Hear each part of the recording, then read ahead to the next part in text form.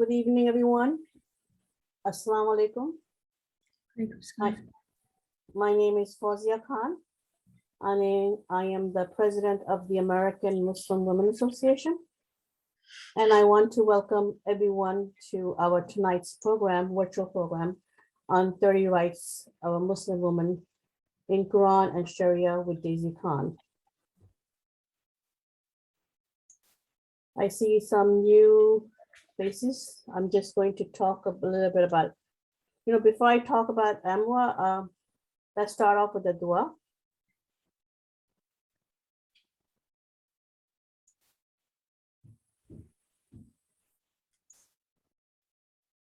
So I'm going to read Surah Fatiha. Everyone please follow in English, the translation. A'udhu billahi minash shaitanir rajim. Bismillahir rahmanir rahim. Alhamdulillahi rabbil alameen. Ar-Rahmanir Rahim. Maliki yawmiddin. Iyyaka na'budu wa iyyaka nasta'in. Ihdinas siratal mustaqim. Siratal lazina an'amta alayhim ghayril maghdubi alayhim waladdallin. Amin.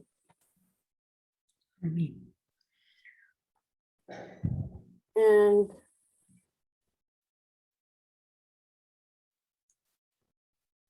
just a little bit about AMWA. AMWA's mission is to share information about Islam and to increase community awareness regarding our faith by organizing various educational and intellectual forums. AMWA is committed to provide self-empowered awareness programs to enhance the quality of life and domestic harmony in our community. We aspire to build bridges among our interfaith communities. You can visit us at www.amwa.us. You can email us at mail@amwa.us. And we are a 501c. You can always send us a donation if you like. Some board members, AMWA's board members that you might not know of, and I want to introduce them to everyone tonight. Dr. Majbeen Hassan is the chairperson. That's me after Dr. Majbeen. Shaida Qadir is a AMWA secretary. Amma Abu Saul is our treasurer. Sakina Mujahideen Althea Collins is our communication officer. Shaheen Sheikh is also a public relation officer. And tonight's program is headed by the committee of Fawzia Qureshi and Nasreen Hussain, who are both public relation officers. They are heading today's virtual program, and they will be, Nasreen will be introducing our speaker. Zina McDaddy is on the AMWA advisory board, and she's the past president. So Nasreen, please take over from here.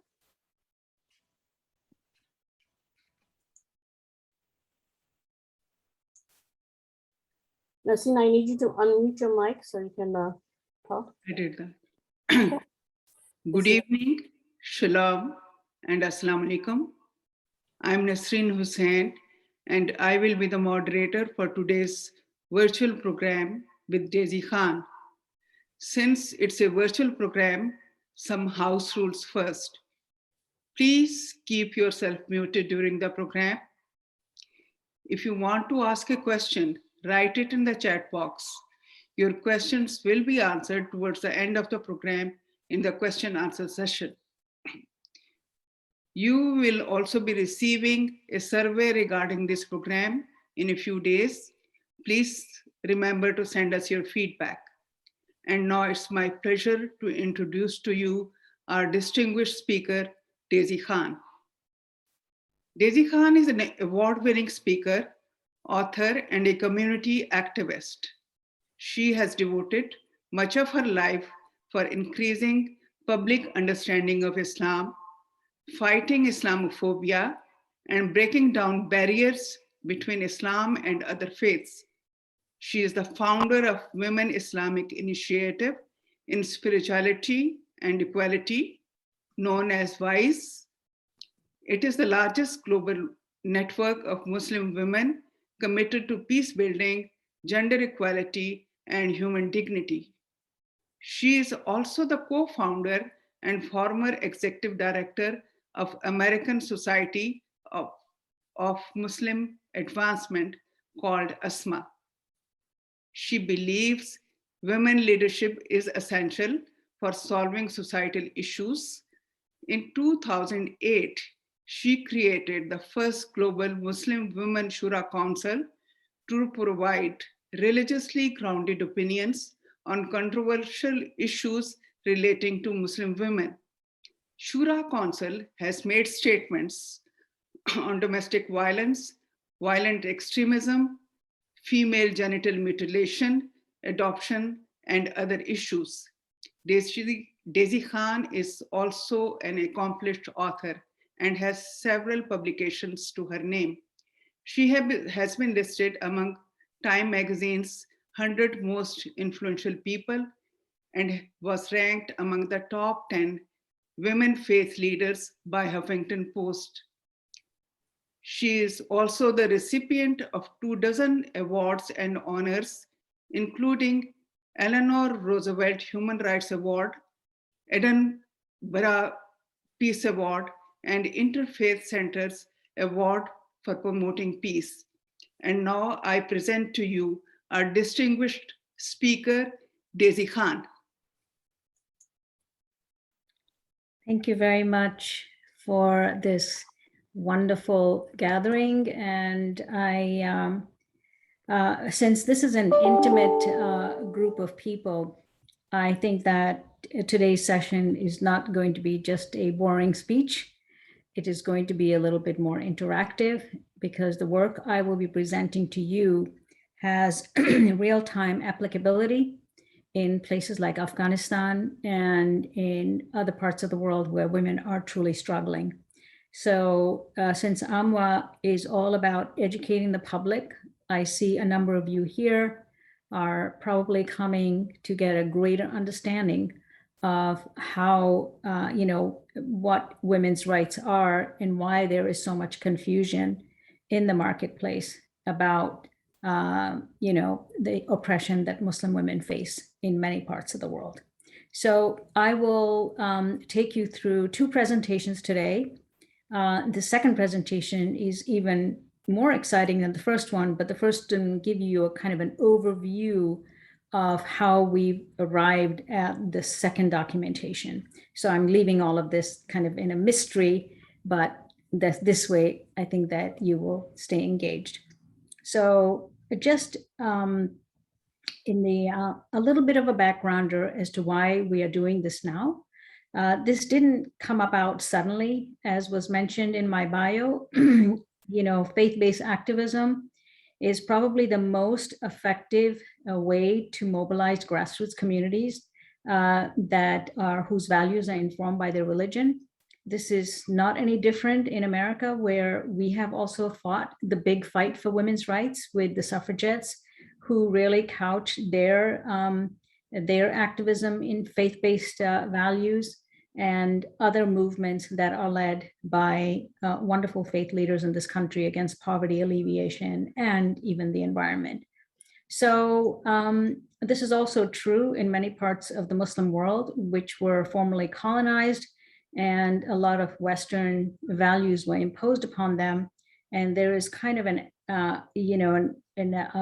outright rejection of the West as if it's something that doesn't align with Muslim values. And this is where our work is very important. Those of us who straddle multiple cultures that can speak to the hearts and minds of Muslims using the vernacular that they understand and that falls on their ears, but also speak in a way that where we can bring about, this understanding that the rights that we are proposing for Muslim women's rights that are couched in Islamic terms, in fact, are very much in sync or aligned with Western values that people often think are not Islamic. So this is the work that we have to do, those of us living in the West who are Muslims, who are faith-based people. So let me just begin my presentation, and I will start with, can you see my screen? Yes. Okay, great. So this is the 30 Rights of Muslim Women, which is a forthcoming publication. But just a context of why we are even doing this now is there are about 750 million Muslim women in the world, which kind of constitutes about 1/10 of humanity. Muslim women are unknown, misunderstood, sometimes dismissed, and deprived of their sacred rights. And there are about 200 million women and girls living with female genital mutilation, which is for some strange reason attributed to Islam, but it's not Islamic at all. 85% Afghan women who experience domestic violence, and domestic violence is not only unique to Afghanistan, but in conflict zones, domestic violence goes up. And there are average length of Muslim girls, who receive an education is 4.9 years. Around the world, Muslim women are victimized in some parts of the world and denied an opportunity for self-determination. But in a climate riddled with Islamophobia, there's all this preconception of who Muslim women are, and people like us face that. We are direct victims of that. Often the mistreatment of women is attributed to religious teaching. But there is a real disconnect between the teachings of Islam and the unjust articulation of women's rights. And this is where those of us who are schooled in both have a responsibility to step up. But 1400 years ago, which is how old Islam is, roughly 14 plus 40 years, the Quran actually guarantees rights to Muslim women. And these rights are that women are equal to men morally, meaning there is no difference between men and women in how God created us. We are stewards of God on earth. That is what the Quran says. We're vice regents of God. We have the right to assume leadership if we want to. We have the right to education as far as we want to go. And we have the right to inherit. We have the right to marry whom we want to marry without coercion. We have the right to divorce if we want to divorce. We have the right to maintain, get property, own property, maintain property, and we have the right to accumulate wealth, which means we have the right to work.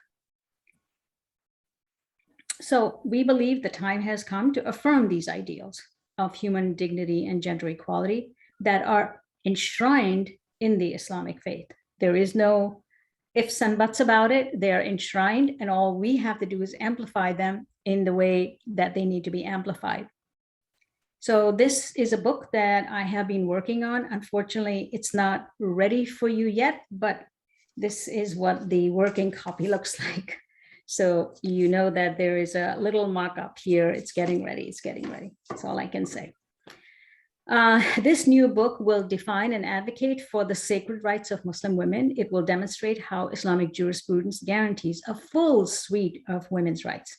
So what we did was we heard from our partners around the globe as to what issues they are facing in their community and how those issues are sometimes linked to Islamic teachings or they're justified in the name of Islam. So we took the whole list of that and we cobbled them together and we organized them in the way that Muslims understand it jurisprudentially with using the methodology, and we came up with 30 rights or 30 issues that Muslim women that need to be articulated.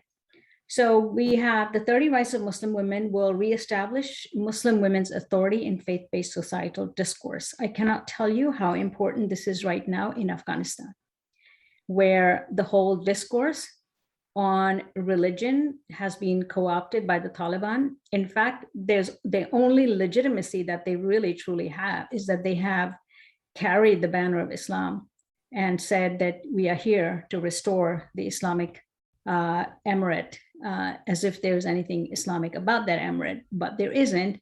But they are the ones who are dominating the discourse. They're the ones who are defining the discourse. And, it's not that different than what's happening in America with the abortion debate, which gets co-opted by a very small group of very committed people, and then it gets shoved down everybody's throat, right? We all know what it's like when religious communities grab onto an issue and how that issue can become so dominant and so politicized that no one can even fight it. So this is happening on a whole scale in Afghanistan, where women were even being denied, exit from their home without a companion, a male companion. Or they were even saying in the early parts that women can't even be educated. So now there was so much pushback and so many women screamed and hollered that they said, oh, okay, they can go to school, but now there needs to be a divider. So there's always something, but what we're saying is that if we can empower the women and put this shield, this knowledge and power in their hands, they can actually fight for their own rights and they can start defining the discourse, which means it's going to be a little bit longer term. It's not going to be just like that. We can't do a zap and it can happen very quickly. But we believe that women need to take a very active role and establish their own authority. Because luckily in Islam, there is no centralized authority and there is no ordainment and there is no hierarchical structure.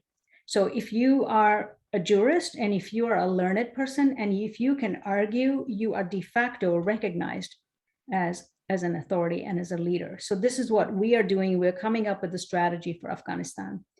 Then we want to connect the women to their spiritual traditions and deeply held values. You know that when you know that this is your inherent birthright, you know how easy it is to get mobilized to fight for your rights. So that's what we're saying. Because it's grounded in your own belief system, you are much more energized. And so then of course we want to provide accessible. I'm sorry, my screen is blocking some of the works. I'm going to hide the screen a little bit over here. Okay, so provide accessible tools to empower women to lead their lives with dignity and choice and opportunity. And that just means more educational materials.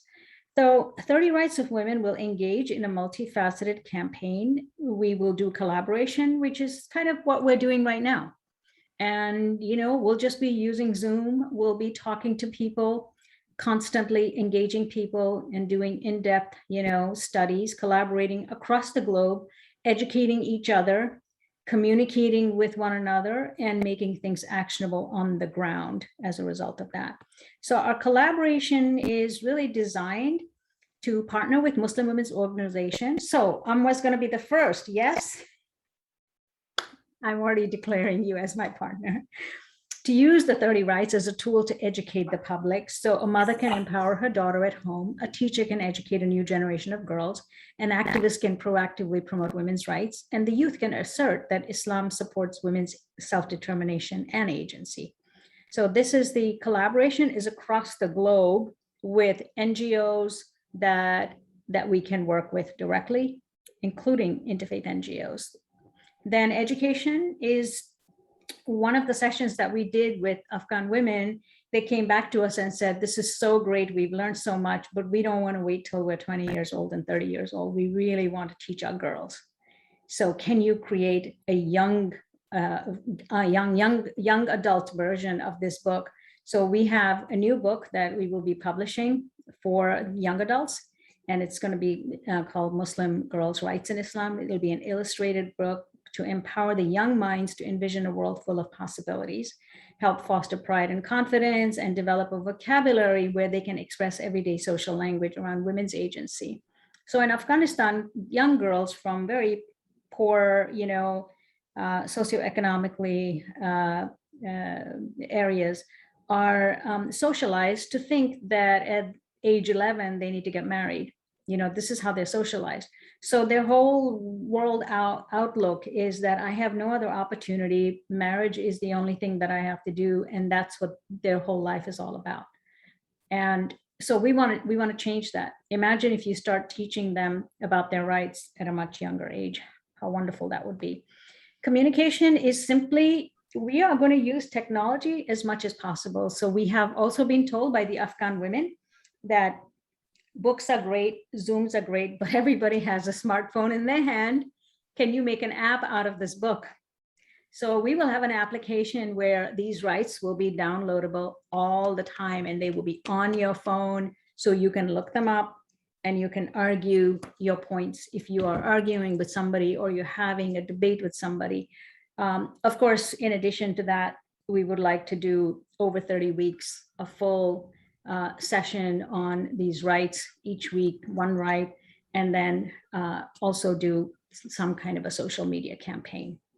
We're also talking to somebody to use artificial intelligence to start defining women's rights through artificial intelligence. So we have somebody who's an expert in this area, and they're very excited about that. The prospect of actually asking Google, hey, Google, what is child marriage in Islam? And then our definition would come up, not some other crazy definition that somebody else has defined. So we are thinking along those lines as well.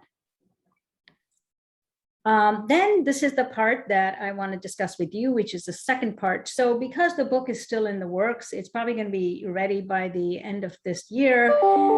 So we need to hurry up and do something immediately in Afghanistan. So we have taken the 30 rights and we have put that in a declaration format. So we have something called the Universal Declaration of Muslim Women's Rights. And I will show you the declaration. This is just a screen, but I'll actually show you the declaration once I get out of this PowerPoint.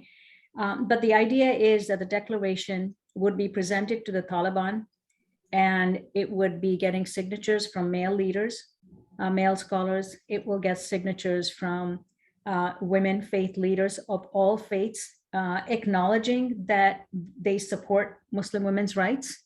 Because you trust us, you know that what we are doing, you have faith in us. So all you're doing is you're lending your name and saying, I have faith in this group. I believe that these are the rights of women, and I'm here to support. So with your signature, you will be supporting it.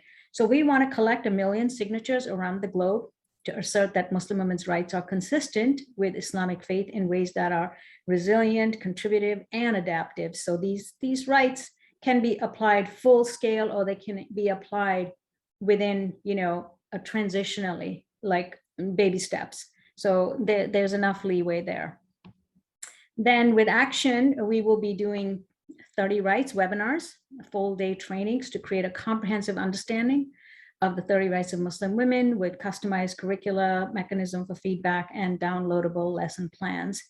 And this will also, we will be doing this with our partners around the globe. Then I would like to do something a little bit more contemporary that everybody's going into, create some sort of a podcast and a YouTube channel where conversations can be had about these rights on a podcast with a guest, and a YouTube channel where we can actually amplify this message on social media to a broader audience, because we couldn't reach the audience through our webinars, but we can reach an entire world through advertising. And if the YouTube channel is successful, a lot of Muslims go to YouTube channel to consume information about their religion. And there isn't really anything of high quality when it comes to women's YouTube channel. So we want to occupy that space because we already have the content. We just need to get some good speakers. So this is another way also to engage the American public, because a lot of people listen to this. So you are invited to be part of this change. This is what it's about. And this is about global affiliates, what they will be doing, how they will be getting involved with us. But really, at the end of the day, we are using a different kind of a force. We're using a force of knowledge as a shield against oppression and a hammer against injustice, because we know that knowledge is very powerful. And we want to create an atmosphere in which women can fully participate in their society to bring peace and prosperity, not only to women, but really to families, communities, and societies at large. I am going to stop here, and then I'm going to reshare.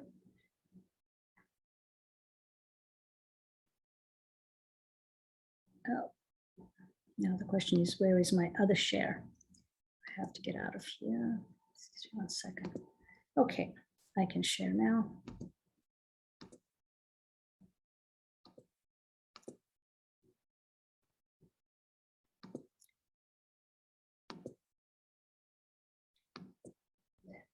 So this is the Universal Declaration. It is the first of this kind of a declaration that has been created for Muslim women's rights. I don't know why it hasn't been done before, but it hasn't been done before. We have looked everywhere. There is nothing like it. So we will be presenting this online. I can't read the whole thing to you, but the idea is that we are saying that we Muslim women are building on our historic precedent, meaning that there are enough women luminaries from the earliest of times, literally from not only the prophet's time, because our faith goes all the way back to Abraham. You know, we believe in the succession of our faiths. We believe that we are the last revelation, but we do recognize that previous revelations came before us. So we're going all the way back to Hagar, who was the matriarch of monotheism, who remained in Mecca and founded the town with her son, and Khadija, who was the first to embrace Islam, who was the wife of the prophet. When he became a prophet, she was the first one who supported him and supported his mission financially. We are talking about Salama. After Khadija died, the prophet married multiple other women. Salama was one of them, and she was much older and she was very astute. She protected the folios of the Quran, which were in pieces at that time, because the governor of Medina wanted it from her. He wanted to corrupt it. She said, no, I'm not giving it to you. So the whole Quran was put in the hands of a woman to safeguard it. And Aisha, the last wife of the prophet, collected the prophetic sayings, 2,000 hadith, which are still used today. And Amra was the first Muslim jurist whose opinion overrode those of her contemporaries. Sumayya was the first Muslim martyr, not a man martyr, first Muslim martyr who fought alongside the prophet. And then the list goes on, and we go even a step further, and we talk about how Fatima Fihri of Morocco founded the first and the oldest madrasa, a university in existence today. It's still running today. The very first school was established by a woman, along with, you know, a mosque. So we are drawing inspiration from these women because they were inspired by the same book that we're inspired by, and by the living embodiment of Prophet Muhammad that these women followed. So what we're saying is that it's not a modern day woman coming along and creating a modern iteration of Islam. We are literally going back to the 7th century to borrow from the past so that our future can be better. And so this is how our past is informing us. Then, of course, we also mention the 21st century women, how 15 women have led our nations. Muslim majority nations have been led by 15 women. We have 3 Nobel laureates. We have an astronaut, and the list goes on. We have so many women, but we want to illuminate them. But then we talk about how there's a lot of progress that needs to be made because there are so many women that are denied these rights. They're oppressed, they're aggrieved, they're deprived of the sacred rights, and their autonomy is denied and they're diminished. So then we kind of go into how we are drawing upon our rich and diverse intellectual heritage of Muslim scholarship to promote the welfare of public interest, and the objectives of divine law, which is called Maqasid of Sharia, means objectives of Sharia. Sharia literally means the watering hole or the way to God. And we want to, elucidate these specific rights under each of these objectives of Islamic law. That is, renowned scholars of the past have included this, and that is the preservation of religion, life, intellect, family, wealth, and dignity. And this is how Islamic law works. You have to present it in a juridical format. So we have followed the methodology of the jurists. So this is how we have organized these rights. Now, because it's a declaration, each right that is in the book, this book, is about 4 or 5 pages long. In other words, it took us 4 to 5 pages to describe that right, because we have to describe it in its full, complex, understanding of scripture and prophetic saying and what the jurists have said and what the argument is and why people argue against it, But in the declaration, we have literally 1 paragraph to synthesize that. And within that 1 paragraph, we have made sure that the Quranic reference that pertains to that is actually including in that. That's where the legitimacy comes from. People say, well, where did you get that from? What part of the verse is it from? Where is it coming from? So we have included the Q means Quran 3:110. That's the source that you go to. So the first one is exercise vice regency. As I mentioned, a woman is a vice regent of God, meaning she is a steward of God. And she's an autonomous member of community. She's not owned by the man. She is not his slave. She is not his property. She is as independent, and he is just like Adam and Eve came down as two individuals with equal responsibility. And, so we are also women having created with that mandate to be God's ambassador on earth. So therefore, she has the right to exercise religious leadership, to acquire knowledge, and also to teach Islam. I mean, what are we all doing? What are we all doing? What is Fawzia doing? And what is Nasreen doing? What am I doing? I mean, in the old days, we would be called sheikhs and imams. And, here we are every single day pounding the streets, trying to explain Islam to our community and trying to explain it to others, right? So this is the work. We are saying we're already doing this. We just don't have a title, and nor do we crave a title, but we are doing the objective of what that leadership is supposed to do. So in an essence, we can serve our community if we want. Now, somebody might say, well, does this mean that you are saying a woman can be an imam? So in the article, we explain what are the various arguments against and for, and we leave the door open for those who want to pursue it. And for those who don't want to pursue it, the door is open, but we provide the arguments. Uphold justice through interpretation of Islamic text literally means that you can be a jurist, you can interpret text, you can be a mufti, you can be a lawyer, and you can issue fatwas if you want. And that is a right a woman has. So like I mentioned in the very beginning, we said that there was one woman who was a jurist, literally around the time of the Prophet. We had a woman who was a jurist. So how are you saying that a woman cannot be a jurist today when she was a jurist around the Prophet? Grant access to religious spaces, because a lot of women are denied access to religious spaces. They are told, you don't need to be here because you don't have to be here for a Friday prayer. So her space gets diminished and she gets pushed to the side, or she goes in the basement, or she goes to the balcony, and she doesn't have full access to religion when promotion and protection of religion is supposed to be for everybody. Protection and promotion of life literally means the physical and material security of that person, because life is, to take a human life is the greatest sin in Islam. The greatest sin in Islam is disbelief in God. The second greatest sin in Islam is to take a human life. So the physical and material security of a person is very important. And she has to have full protection of a physical life, which includes her needs, her nutrition, her clothing. So if you have to sue Taliban right now, you can actually sue Taliban on this basis. Like, you're calling yourself an Islamic emirate, but there's no food for your people. They are not being taken care of. You are shooting people on the streets, or you're killing women on the streets. On what basis? So what is the basis? You're not even protecting the life of the person. Social mobility simply means if you want to lead a good life, what do? You go out, you go shopping, you go to the park. Social mobility is because we're social beings. Besides being spiritual beings, legal beings, we are also social beings. So we have the right to exercise our talents through active participation in social, political, and religious activities. Protection from domestic and all forms of violence. This is very important. So this took a little bit longer space because we have to prevent women from against emotional abuse, financial control, all forms of violence that threaten her life and the thriving of her community.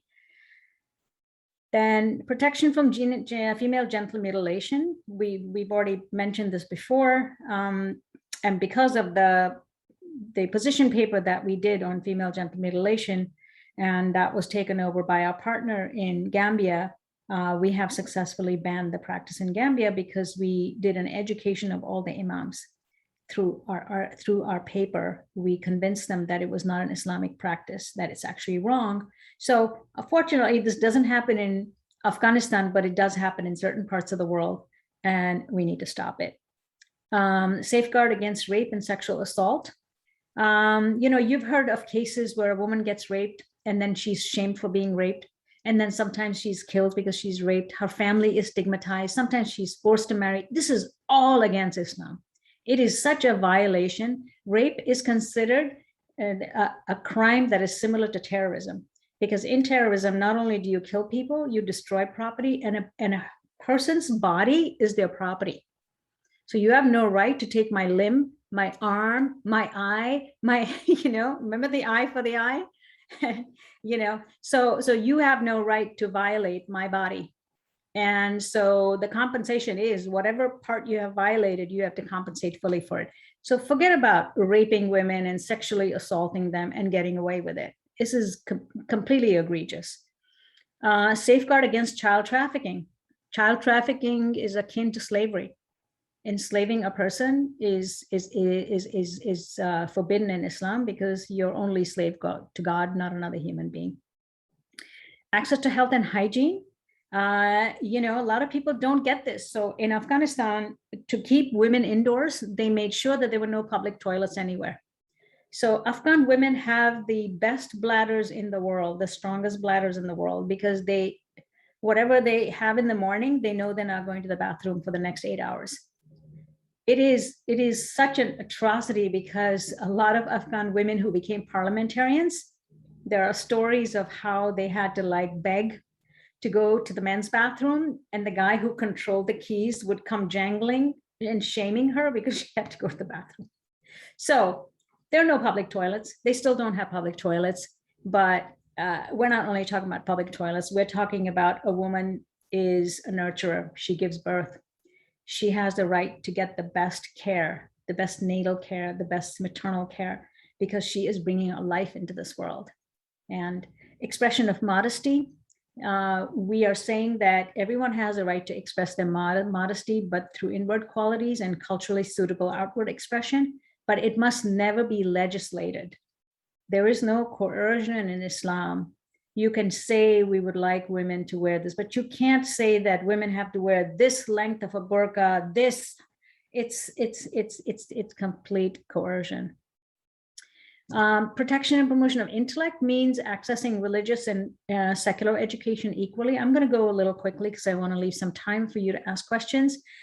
Exercise civic and political leadership. So yeah, a woman can be a political leader if she wants. The Queen of Sheba in the Quran is considered an archetype of political leadership, as opposed to the Pharaoh, who is considered a tyrannical leader. God actually compares her to Pharaoh and says, this is the archetype. So a woman is considered the archetype of political leadership, but yet you will hear the Taliban say a woman cannot be a parliamentarian. It makes no sense to us. Pursue a career. Yeah, woman has the right to pursue her talent and skills. She has the right to freedom of speech. Honestly, some of these things, when I was writing this book, to be perfectly honest with you, I myself doubted whether we had freedom of speech. And then when I went into the books and I read the Quran and I saw some of those verses that say, why aren't you speaking up against injustice? And, it's such a wonderful article. I've learned so much from it. Yes, there is absolute freedom of speech allowed. The women came to the Prophet and they used to speak to him to his face. And he would allow them, the right to speak and complain. And there are so many times that women have complained, where women were complaining to the Prophet, and an entire verse came down in response to a woman's complaint. So provide testimony and witness. A woman can be a witness. She can testify if she wants. A woman has the right to marry, choose her marriage partner without coercion. She should not be forced into marriage. We have to prevent forced marriages because forced marriage is basically against woman's choice. I mean, woman has the right to consent. She has the right to consent to who she marries. She has the right to see the man, consent to the marriage, see the man, like his looks, say, I don't like his looks, he's too old for me. She can do all that. You're smiling, Nasreen. Child marriage, which is quite common in some parts of the world. And this is also a lengthy article where we actually describe what maturity actually means. How can you marry a child to an older person? It makes no sense to us. Choice regarding entrance into accepting a polygamy. So we explained what was the rationale for polygamous marriages. and why it is the last resort. And the only resort is that you could resort to it if you're trying to save the life of an orphan, because that is what this verse was all about. And the men took up the first part of the verse, which deals with the orphans, and went straight to the you can marry 1, 2, 3, 4. So we explained that in great detail. Divorce rights, the kind of divorce a woman can seek, the types of divorce that she can have, including her right to a dignified divorce, meaning that she shouldn't be dragged out for years and years and years. Family planning and abortion, this was interesting for me because there's not that much written on this issue, but abortion, there's a fair amount written on abortion. So we actually explain the position, the Islamic position on abortion and family planning. Adoption and care of orphans. This was also important because there are so many orphans out there and people think adoption is not permitted. Motherhood versus womanhood simply means that a woman is, what defines a woman is the fact that she, brings life into this world and defines her as a mother, but she can also be a woman at the same time. She doesn't only have to be a mother. She could be a full woman in her full glory, and she could be a full mother. And we explain how many of the women that are mentioned in the scripture were actually mothers, were also equally socially active beings and politically active beings. Then the last but not the least, protection and promotion of wealth means financial independence and equal pay. The Quran actually talks about equal pay. So a woman has, if whatever she earns is hers and she doesn't have to share it with her husband. She has the inheritance rights, the property ownership rights. And then finally, she has the protection from slander. So a lot of women get slandered, like, oh, she's shamed, she's slandered. That's what they do in Afghanistan right now. They just slander a woman saying that, she's loose. If some woman is an anchor on TV, she's a loose woman, or she doesn't dress properly, so she's slandered, and therefore they think that she can be killed. So once they slander you, then they think they can honor kill you. So then we have safeguarding on honor killing, because killing itself, there's no such thing as honor killing. Killing has to happen with due process. So this declaration is getting ready right now, and we are making a commitment and a call to action to a lot of international agencies and the UN and CEDAW and all these other organizations to adopt this, to support our efforts as Muslim women, to inform the public about what this is, and to have the Taliban adopt it and start legislating with it. And there's a book right behind it, so one doesn't have to look for arguments. All the arguments are written out, and they just have to start legislating. So it's being translated into Dari and Pashtun right now. We are starting with Afghanistan because that is the place that needs it most right now. It's urgent. There's a short window that we have. Once it lands in Afghanistan, then we will go to the neighboring country, Pakistan, because there are issues in Pakistan, and India and all the other countries. We know that it has application everywhere. So I'll stop here because I know that this has been a lot of information for you.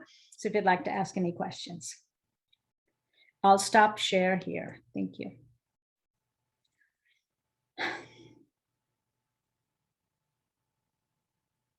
Nasreen, we can't hear you.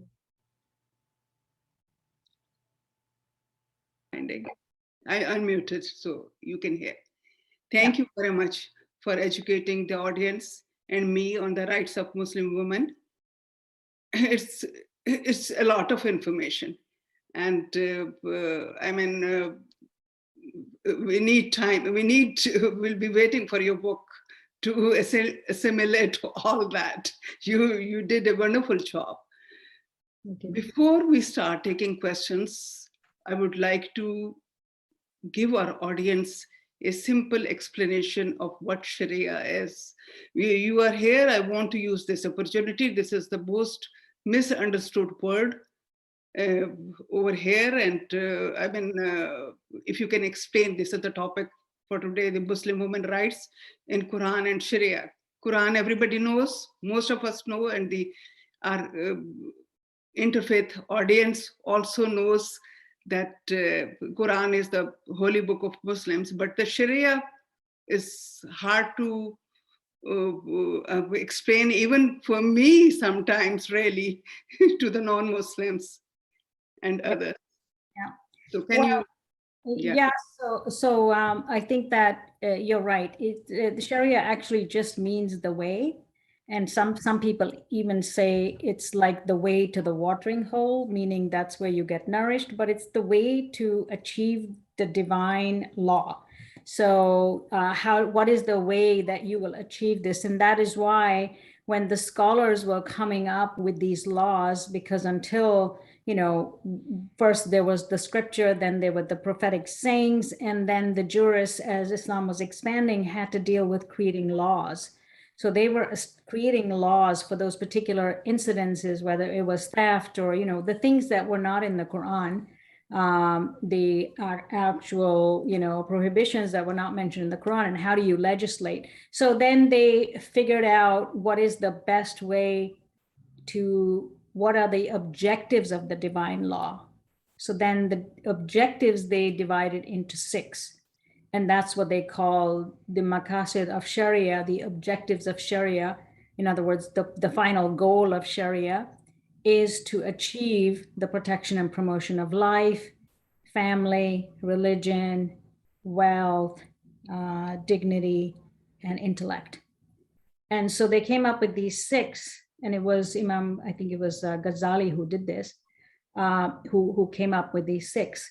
And underneath these 6 are all the laws that are like the Bill of Rights. So the Constitution is here, and you have the Bill of Rights here. So that is why we organized everything within the objectives of Sharia. So Sharia itself is not Islamic law. Sharia itself is loosely called Islamic law. But the body of understanding the law is called fiqh, which is kind of like the jurisprudence and the understanding fiqh of how do you arrive at that. And that is how the interpretation. So this is my very rudimentary explanation of Sharia. And it's no different than halakha, or what the Christians would call the canon law. But I think Islamic law is much more developed, because Muslims had to, were ruling in many parts of the world that had a lot of non-Muslim minorities. So they had to develop very detailed laws pertaining to how to govern over non-Muslims as well. So the laws became quite complicated and that's why we can find almost everything in the books. There is not that much that has not already been written about. Thank you very much for this explanation of Sharia. I hope most of us can get something out of that. Yeah. And now coming back to the 30 rights of Muslim women, I assume that Islam has given many rights to Muslim women. How you selected these 30 rights?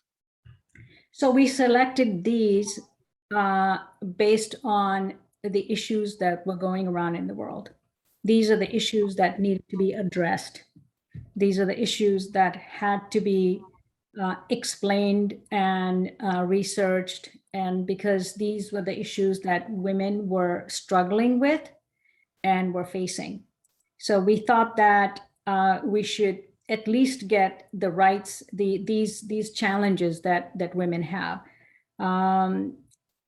I think we could go up to 40 very easily, but we just needed to make sure that every issue. I started out with literally 15.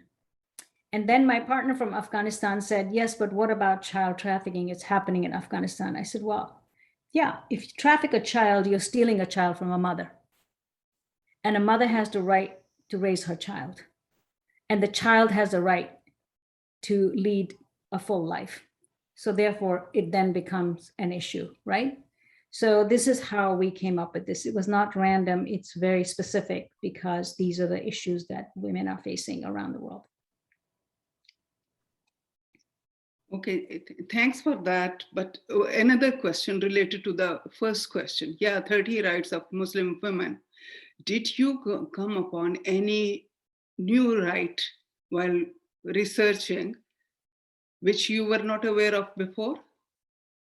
Like I said, I have learned a lot while researching this book.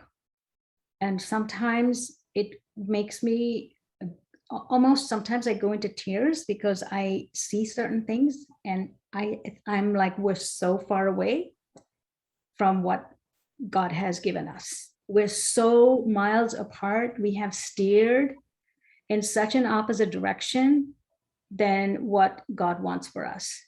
It's actually that realization has made me very strong and very fearless. And this is why I'm not afraid to go into Afghanistan and get in front of Taliban and say, hey, it's so clear. It's so black and white. How can you deny this? So I think that I wouldn't say that there was anything particular, except that I must admit that the freedom of expression and freedom of speech, that I learned a lot about that, because I didn't think that that was necessarily inherently a right. I thought that we were not supposed to speak that much, you know? And so that was a little bit of a surprise for me. But other than that, I would say that we have so much more freedom than we even realize as individuals that we have. And that was the biggest realization for me. Yeah, agreed. I had the same realization. I mean, I thought that we have freedom of speech, but to a certain limit. You suppress certain things and you are free to exercise your freedom in other areas. Yeah. So some of the surprise things was how many times a woman would get married, how many times she would get divorced, and how many times she would get married.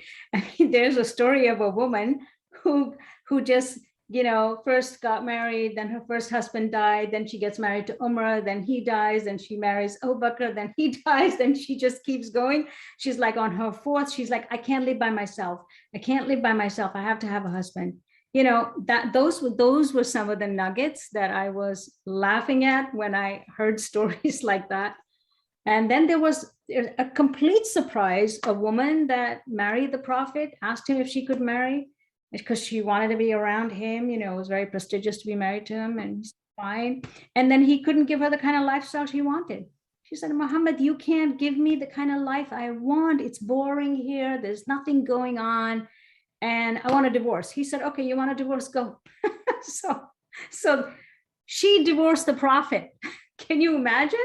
And then there are men who tell women that they cannot divorce their husbands. And I'm like, a woman came to the prophet, said, I don't want to be married to you anymore because you can't give me the kind of lifestyle. So there were lots of little stories like that. And I've made sure that they're in the book.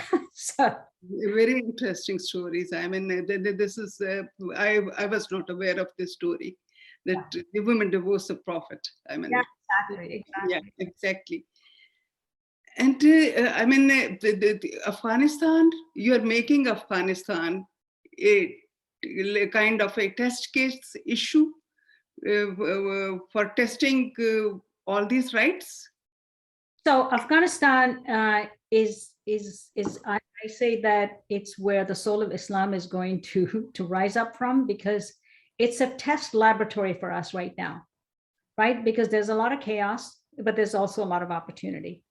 If we do it right, and we have a lot of Afghan women who are highly motivated, who are on the brink of either going completely dark or reclaiming their rights.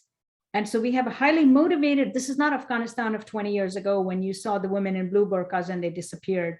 The new generation is not about to disappear. And the women that are living there that have stayed on are fearless because they have an education, they're accomplished women, and they don't want to be, subjugated.